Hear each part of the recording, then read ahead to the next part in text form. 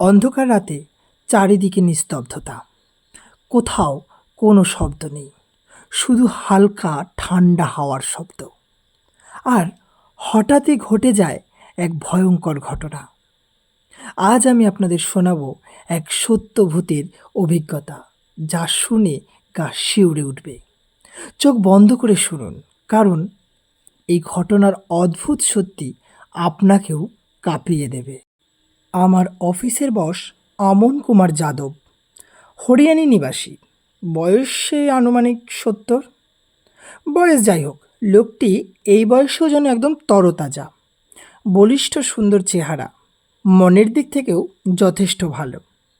গত ৩ বছর ধরে এই অফিসে আমি জব করছি। আমাদের টিমের মধ্যে একমাত্র আমি ছিলাম বাঙালি, বাকি সমস্ত স্টাফ ছিল বিহারের বা মধ্যপ্রদেশের। আমার সাথে আমার বসের দারুণ একটা সুসম্পর্ক। উনি যথেষ্ট ভালোবাসতেন আমাকে। আমার আচার ব্যবহারের দরুন আমি ছিলাম ওনার অফিসের সবথেকে প্রিয়। অফিসের কোনো কাজের জন্য উনি আমার পরামর্শ সর্বদা নিতেন। আমায় এতটা ভালোবাসতেন যে আমার শারীরিক অসুস্থতার জন্য যদি মাসে ২-৩টে ছুটি হতো, উনি কখনোই আমার অ্যাবসেন্ট তোলেননি হাজিরা খাতায়। তা বলে ওনার ভালোবাসার ফায়দা আমি কখনো ঘুণাক্ষরেও নেইনি। যাই হোক, সেবার বসের নাতির ছিল জন্মদিন। আমাকে উনি বারবার যেতে বললেন ওনার বাড়িতে অনুষ্ঠানের দিন, অর্থাৎ আমাকে নিমন্ত্রণ করলেন। আমি কখনো ওনার বাড়ি যাইনি। তাছাড়া আমাদের অফিস থেকে বা আমার রুম থেকে বেশ খানিকটা দূর ওনার বাড়ি, নজফগড়, প্রায় ১৭-১৮ কিলোমিটার হবে। উনি আমাকে বিস্তারিত লোকেশন বুঝিয়ে দিলেন, এমনকি আমার এখান থেকে কোনো বাস ধরতে হবে, কোথায় নামতে হবে, সব বুঝিয়ে দিলেন। যথারীতি অনুষ্ঠানের দিন আমি ওনার কথা মতো নজফগড়ের বাস ধরে রওনা দিলাম। দুপুরের দিকে আমি পৌঁছে গেলাম ওনার বাড়ি। এত লোকের মাঝে একমাত্র আমিই বাঙালি। অনুষ্ঠানে গিয়েছিলাম ঠিক, কিন্তু লজ্জার মাথা কাটা যেতে আমি কিছু না খেয়ে বসকে মিথ্যা কথা বললাম যে হ্যাঁ, আমি খেয়েছি।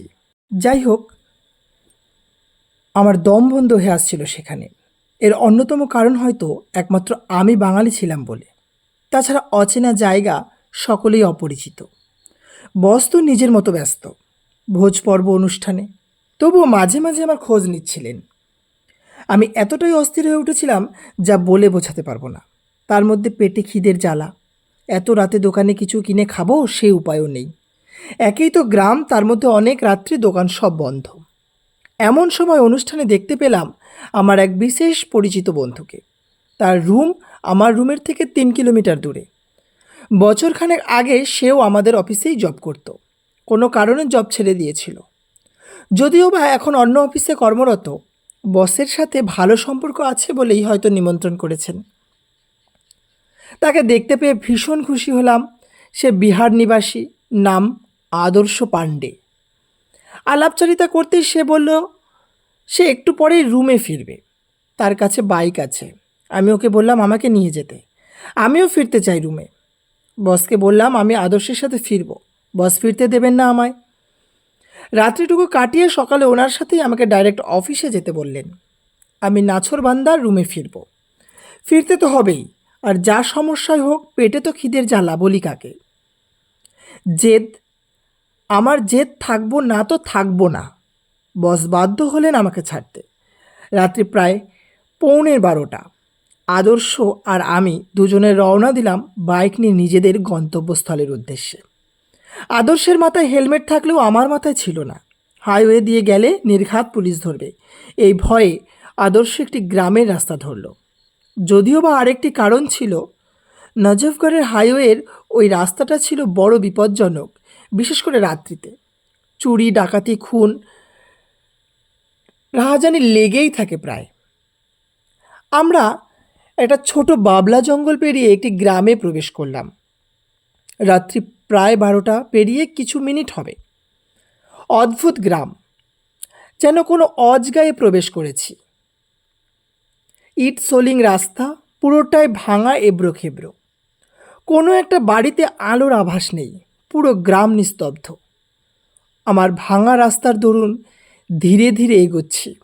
হঠাৎ বছর 25-এর এক মহিলা অন্ধকার হতে ছুটে এসে আমাদের বাইকের সামনে দাঁড়িয়ে দুহাত উঁচু করে আমাদের দাঁড়ানোর ইশারা করছেন। আমি প্রথমে ভেবেছিলাম হয়তো গ্রামের কোনো মানুষ রাত করে পথ হারিয়ে ফেলেছে, কিন্তু আদর্শ ফিসফিস করে বলল, দেখেছো ওর শ্যাডো নেই। কথাটা শুনেই গায়ে কাঁটা দিল। তবু আমরা বাইক একটু ধীরে করলাম। তখনই দেখলাম মহিলার চোখ একেবারে রক্তে লাল, আর ঠোঁট থেকে ধীরে ধীরে কালো ধোঁয়া বেরোচ্ছে। হঠাৎ সে তীব্র চিৎকার করে বাইকের সামনে ঝাঁপিয়ে পড়ল। আদর্শ তাড়াতাড়ি এক্সিলারেটর ঘুরিয়ে দিল। বাইক ছুটে গেল বজ্রপাতের মতো। পিছনে তাকাতেই দেখলাম সেই মহিলা রাস্তার মাঝখানে দাঁড়িয়ে আছে, কিন্তু তার দুটো পা মাটিতে নেই, বাতাসে ভেসে আছে। আরও ভয়ঙ্কর ব্যাপার হলো, যত দূর যাচ্ছি হঠাৎ দেখি আবার সামনে সেই একই মহিলা দাঁড়িয়ে আছে, হাত দেখাচ্ছে, যেন আমরা যতই পালাই না কেন সে আগেই রাস্তার সামনে পৌঁছে যাচ্ছে।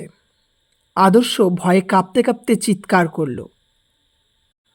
আমি বললাম, আদর্শ গিয়ার বাড়াও, না হলে আজ ফিরতে পারবো না। আমরা প্রাণপণে বাইক চালালাম। অনেক দূর গ্রামের বাজারের আলো দেখা যেতেই হঠাৎ মহিলাটা মিলিয়ে গেল। বুকের ভেতরটা ঢিপ ঢিপ করছে। পরদিন সকালে ঘটনাটা তদন্ত করার জন্য বাজারে এলাম। তো লোকজনকে ঘটনাটা বলতেই সবাই থমকে গেল। গ্রামের এক প্রবীণ বৃদ্ধা চাপা গলায় বললেন, তোমরা যাকে দেখেছ সে আর কেউ নয়, ঝর্ণা বউ। অনেক বছর আগে এই রাস্তার ধারেই তার স্বামী দুর্ঘটনায় মারা যায়। সেই রাতেই সে কাঁদতে কাঁদতে স্বামীর খোঁজে বের হয় আর ট্রাকে চাপা পড়ে। তারপর থেকে তার আত্মা নাকি রাস্তায় দাঁড়িয়ে হাত দেখিয়ে গাড়ি থামায়, যেন কাউকে সাহায্য চাইছে, আবার হয়তো কাউকে নিজের সাথে টেনে নিতে চাইছে। আমরা দুজনেই স্তব্ধ হয়ে গেলাম। যাকে আমরা দেখেছি সে আসলে একজন অশান্ত আত্মা। আজও রাতে ওই গ্রামের রাস্তা ফাঁকা থাকলেই শোনা যায় কারো করুণ ডাক, থামো থামো। আর হেডলাইটের আলোয় হঠাৎ ভেসে ওঠে সাদা শাড়ি পরা সেই 25 বছর বয়সের ওই মহিলার হাত। তো বন্ধুরা, গল্পটি শোনার জন্য আপনাকে অনেক ধন্যবাদ। যদি গল্পটি আপনার ভালো লেগে থাকে তাহলে লাইক বাটনে ক্লিক করে আপনার ভালো লাগার ছাপ রাখুন, আর কমেন্টে জানান আপনার গল্পটি কেমন লাগলো। আর এখনও যদি সাবস্ক্রাইব না করে থাকেন তাহলে সাবস্ক্রাইব বাটনে ক্লিক করুন, আর গল্পটি বন্ধুদের কাছে শেয়ার করতে ভুলবেন না। ধন্যবাদ।